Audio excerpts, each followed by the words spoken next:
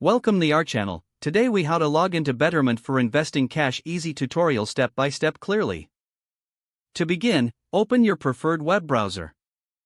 In the address bar, type in betterment.com and hit enter. Once the Betterment homepage loads, look for the login button located in the upper right corner. Click on the login button to proceed. You will be directed to the login page. Here, enter your registered email address in the designated field. Next, type in your password in the corresponding box. If you'd like to stay logged in on this device, check the Remember Me option. After filling in your credentials, click the Login button. If your email and password are correct, you will be taken to your Betterment account dashboard. In case you forgot your password, click the Forgot Password link below the login fields. Follow the prompts to reset your password.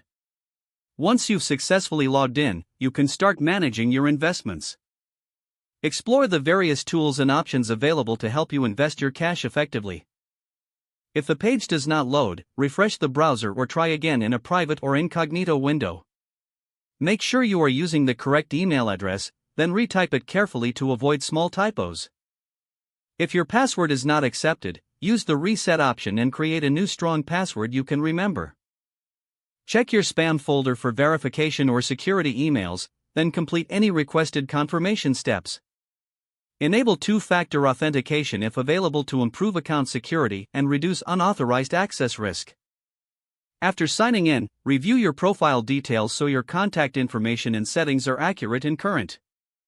If you see an error message, note it down and try again after restarting your device and internet connection. Log out when you finish, especially on shared devices, to keep your account and payment information secure. If the page does not load, refresh the browser or try again in a private or incognito window. Make sure you are using the correct email address, then retype it carefully to avoid small typos. If your password is not accepted, use the reset option and create a new strong password you can remember. Check your spam folder for verification or security emails, then complete any requested confirmation steps. Enable two-factor authentication if available to improve account security and reduce unauthorized access risk.